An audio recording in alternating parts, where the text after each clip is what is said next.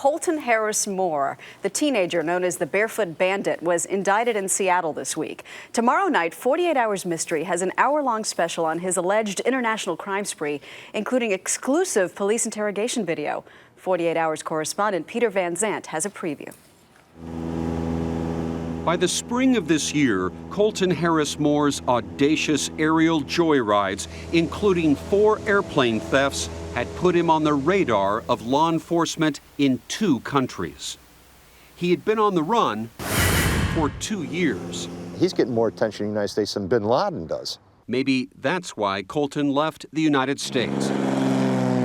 In July, he allegedly stole his 5th plane in Indiana and flew it all the way to the Bahamas. We finally made it to Colton's plane. The landing skid path through here is about 50 yards long, and if you look right here, he lost a landing gear as he was making this crash landing. He managed to keep it level somehow.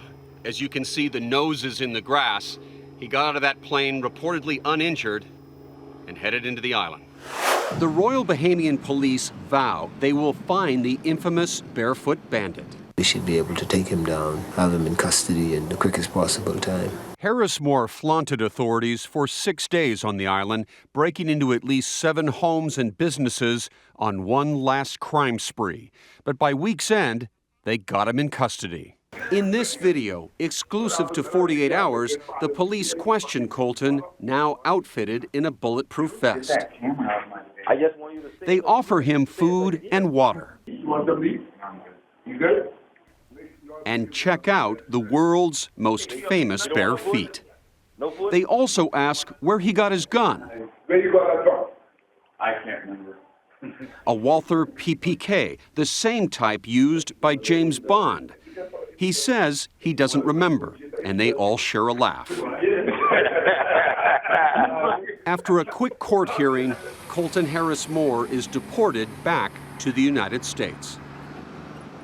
And Peter Van Sant, also back in the United States after his globetrotting, and he joins us this morning. Good morning. Good morning. You can't make this stuff up. This is crazy. I'd say this is like out of a movie, and it's going to become a major motion picture. It's an extraordinary tale of a brilliant young man who sadly went off the rails. Yeah. But you know, we got to know this guy by following him around the country for all those months. You kind of had a taste of what it was like to be the authorities chasing him, because you would go and go and go and never seem to catch him. How was he finally caught? Yeah, this is like the movie, Catch Me If You Can. Yes. We were always just a few steps behind Colton, and when we got into the Bahamas at the end of this story, we were the first people out to his downed aircraft. We were on this island called Abaco, going to business as we heard he had done various break-ins. It was a very exciting story to follow. How was he finally captured?